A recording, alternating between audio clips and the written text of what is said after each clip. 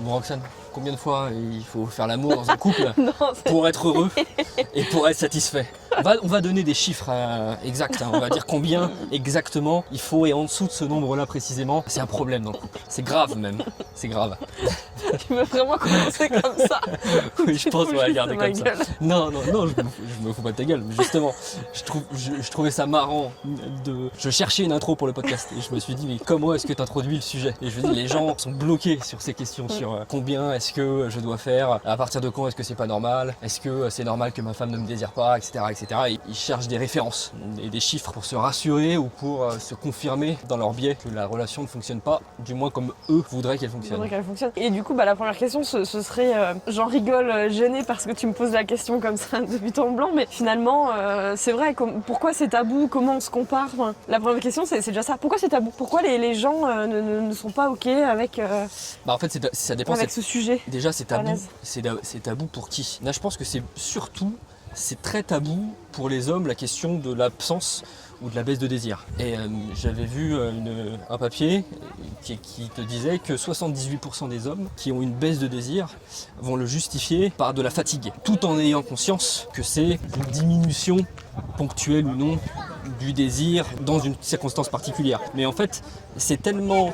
Il y a tellement presque une blessure narcissique derrière de se dire mais moi je suis le mec, je suis censé avoir toujours envie, et si je n'ai pas envie, là c'est peut-être moi le problème dans le couple. Et donc du coup il va falloir justifier ça par d'autres causes et par d'autres raisons. Ça les amène à trouver des justifications, des prétextes comme la fatigue. Ok, et donc du coup, comment est-ce que je mesure un petit peu si... quelle est la norme? Quelle est la normalité? Est-ce que je me compare aux gens? Est-ce que je me compare... est-ce que je compare ma relation à mon ex? Est-ce que je compare... Ça c'est pas bon, ça bien sûr, il n'y a pas de...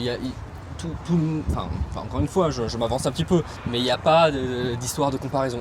La première chose, et on en parle souvent, c'est déjà de comprendre comment fonctionne le désir. Et je vais vous mettre un lien sous la vidéo dans lequel vous allez pouvoir avoir une idée de la nature de votre désir. Parce qu'il faut comprendre que le désir, il s'exprime pas de la même manière qu'on soit un homme, qu'on soit une femme, ou même au sein des femmes, ou même au sein des hommes, qu'il y a le désir spontané et le désir réactionnel. Et le désir spontané, il s'exprime beaucoup plus souvent comme des pulsions, comme des envies qui surviennent sans contexte, par exemple au milieu de la journée, comme des pensées qui suscitent chez toi une excitation, une potentielle excitation sexuelle ou un début d'excitation sexuelle. Et le désir réactionnel, lui, il se nourrit d'un contexte et il ne peut par définition pas exister si tu n'es pas mis en condition et si tu n'es pas disposé à désirer. Et bien sûr, tu peux aussi avoir ton désir peut prendre les deux formes en même temps, et j'ai fait un test qui vous donne une idée de où est-ce que vous vous situez sur ce spectre réactionnel, spontané ou mixte. Vous pouvez faire le test en cliquant sur le lien. Pour revenir à notre sujet, c'est déjà important de comprendre comment le désir fonctionne, de comprendre que si l'autre n'a pas envie,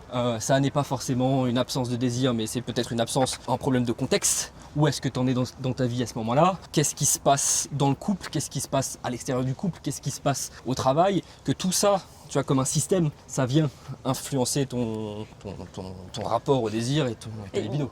Pour autant, il n'existe pas quand même quelque part des études scientifiques qui ont déterminé une sorte de jauge qui permet de savoir, ok, un désir normal en couple après 2 ans, c'est tel nombre de rapports, un désir normal en couple après 8 ans, c'est tel nombre de rapports. Je sais pas justement, est-ce qu'il n'existe pas des études scientifiques qui auraient un petit peu théorisé ça, qui auraient Tu peux avoir des mesures, te dire, ok, telle la population, la moyenne, la médiane, c'est tant, mais ça, est-ce que c'est intéressant pour ta culture générale, mais si tu t'adresses à des gens qui sont dans de la culpabilité parce qu'il n'y a pas de désir de l'autre côté, ou il y a moins de désir du leur, ça va pas les aider. Et au contraire, ça va même les faire se comparer et peut-être culpabiliser encore plus. Ok, il y a une autre question qui se pose, qui a été d'ailleurs un peu d'actualité parce qu'on en a parlé dans la loi, que le devoir conjugal maintenant n'est plus, c'est plus une notion légale juridique. Tu penses quoi pénal, c'est ça? Oui, je crois que voilà, très récemment ça a été dans l'actualité, mais par exemple tu me parlais tout à l'heure de la passion amoureuse dure, etc. Une fois que la passion amoureuse elle s'est essoufflée, qu'est-ce qu'on fait? Le fait que la passion amoureuse soit essoufflée, ça veut pas dire forcément l'absence de désir, mais c'est simplement en fait la vraie question, c'est qu'est-ce qui fait que le désir fluctue et est-ce que c'est un problème? Tout le monde est d'accord pour dire que effectivement, le désir, la libido, il y a des fluctuations, souvent qui peuvent être liées à plein de choses. Ça peut être des problèmes physiologiques qui viennent impacter le psychologique, ça peut être des problèmes dans la vie à l'extérieur, au travail, etc., qui viennent faire en sorte que tu es moins disposé. Ça peut être des problèmes à l'intérieur du couple qui n'ont rien à voir avec le désir et avec la sexualité, qui viennent impacter la sexualité. Donc ça peut être plein de choses. Une fois que tu as déterminé d'où ça pouvait venir, et tu peux avoir une logique de te dire, je vais raisonner par élimination. Je vais éliminer les problèmes, les hypothèses de physiologique. Est-ce qu'il y a un problème hormonal? Il y a plein de tests maintenant qui te permettent de savoir si ton taux de testostérone il est au bon niveau, si tu as des problèmes. Il y a des femmes qui ont des problèmes d'endométriose aussi, qui n'en sont même pas forcément conscientes au début, et une fois que tu en prends conscience, tu t'as compris pourquoi tu avais peut-être certaines douleurs, que tu n'étais pas disposé et que du coup ça impactait ton désir. Tu procèdes comme ça par élimination. Ensuite tu te demandes, ok, si c'est de l'ordre plus purement du psychologique, d'où est-ce que ça peut venir? Et une fois que tu as isolé le problème, tu réfléchis à des solutions. Mais les solutions, elles sont pas évidentes. Tu peux pas. Et c'est pour ça, tu vois, il y en a qui te disent il faut aller voir un sexologue. Ouais. Les sexologues, je les connais pas dans toute la France, mais un peu même comme les psychologues. Le niveau en France des psychologues, des professionnels de santé autour de la santé mentale est très très bas. Donc moi, quand on me demande est-ce que tu as un bon psychologue à me conseiller, non. Je demande autour de moi, quand je discute autour de moi avec les gens qui font des thérapies avec des psychologues, mais parfois tu as les psychologues qui te donnent des conseils basés sur leur propre perception de la situation, complètement dans une subjectivité. La dernière fois, j'ai une amie qui s'était disputée avec sa belle-mère sur des choses qui n'avaient rien à voir avec son enfant à elle. Elle a une fille, et la psychologue lui avait donné le conseil d'aller voir sa belle-mère parce que c'était important pour sa belle-mère que elle crée du lien avec sa fille qui est encore petite. Elle disait, mais j'ai pas compris pourquoi elle m'a dit ça sortait de nulle part, ça n'a rien à voir avec le problème que j'avais.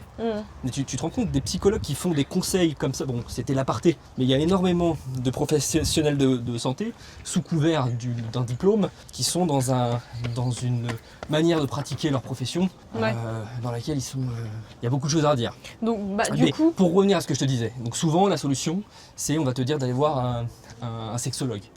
Le problème, pareil, il y a sûrement de très bons sexologues, mais le problème, c'est quand tu veux résoudre ces problèmes par de la rustine. Et tu vois, parfois, les conseils qu'on te donne, ça va pimenter, être... C'est ça, mets du piment dans la relation, va t'acheter une petite tenue, tu lui mets tes petites choses, tu vois, de penser que tu vas résoudre des problèmes profonds qui sont liés au désir et qui sont souvent complexes et qui sont souvent multifactoriels et qui viennent de plein d'autres problèmes et qui ont plein d'explications possibles et souvent même plein d'explications en dernière instance, c'est déjà un problème. Mais donc du coup, je te repose la question, je fais quoi alors si le désir s'est un peu essoufflé? Est-ce que je me résigne? Est-ce que j'essaye de le raviver? Je t'ai répondu. En parlant de ça? Non, mais il faut trouver la cause. Oui. Et ça, effectivement, si tu as un bon thérapeute et que tu arrives à trouver la cause avec un bon thérapeute, ou que tu arrives par un travail de discussion à arriver à voir d'où vient le problème, c'est l'idéal. Mais avant toute chose, pour pouvoir résoudre le problème, il faut mettre le doigt sur la racine. Et si finalement on est bien en couple, ça fait, 9 ans et demi qu'on est ensemble, on est installé dans la relation, on a notre routine, on a notre quotidien, on fait des choses ensemble pour autant, on est dans quelque chose quand même de sain, équilibré, mais on n'est pas non plus sur un... Et on sent que c'est un petit peu un sujet quand même. On n'est pas sur un désir, sur une vie sexuelle folichonne. Si tu trouves que tu n'es pas dans une vie sexuelle folichonne, comme tu dis, c'est que toi, elle ne te convient pas. Mais tu vois, il faut aussi se poser la question, est-ce que l'autre est en phase avec ça? Parce que parfois, le problème, c'est que c'est souvent à sens unique. C'est qu'il y en a un qui va estimer qu'il y a un problème de désir dans la relation et l'autre non. Donc il faut se poser la question, est-ce que ça vient d'une différence dans la nature du désir? Tu vois, peut-être que tu as un partenaire qui a un désir qui s'exprime de manière très réactionnelle, donc contextuelle, et qui a besoin d'être ultra disposé à la sexualité, et que l'autre est dans une sexualité qui est très spontanée et qui s'exprime de manière très régulièrement sans avoir besoin de faire chauffer le moteur. Tu vois, la perception de c'est pas assez ou c'est pas assez bien, est-ce qu'elle vient pas de cette différence déjà? Après, c'est intéressant de se poser la question du différentiel entre les deux, parce que de façon évidente, on est tous différents. Et on va tous avoir, Mhm. en fonction du moment de la vie, du rapport à la sexualité, on n'est jamais sur la même longueur d'onde à 100% sur le plan sexuel. Tu vois, il y a aussi un tabou autour de ça. C'est-à-dire que c'est évident que les gens se forcent un petit peu à avoir des rapports sexuels dans leur relation. C'est évident, homme comme femme, il y a des fois tu as moins envie que l'autre et tu te forces un petit peu pour te faire plaisir. Ou tu sais, souvent quand tu es dans ce désir réactionnel et que tu en as conscience, tu te dis, moi j'en ai pas très envie, mais je vais démarrer quelque chose, je vais accepter de commencer quelque chose et ensuite je sais que ça va venir. Et parfois ça vient plus difficilement. Mais tu vois, d'accepter, de comprendre que tous les couples autour de soi, il y a un moment, ils se forcent un petit peu à avoir des rapports homme comme femme. Le problème, c'est si tu te forces systématiquement, que ça devient chronique et que là, tu rentres dans une boucle où finalement, plus tu te forces, plus l'autre te dégoûte parce que tu te forces pour lui faire plaisir et là, ça devient toxique. Ouais. Mais je pense qu'il faut accepter que, de manière saine, à certains moments, on se force tous un petit peu pour faire plaisir à le l'autre, quoi. couple, tu vois, sans pour autant que ça devienne toxique, sans pour autant que ça devienne chronique. Tu vois, le problème, il est quand c'est quelque chose de chronique. Ok. Est-ce qu'on a fait le tour? Bah oui, de ce qu'il y a d'intéressant à dire, ouais, je pense. Ouais, ok. Sur ce, n'hésitez pas à vous abonner si vous êtes intéressé par tous les sujets qui touchent aux relations, aux dynamiques amoureuses. Et on vous dit à très bientôt. Salut. Salut.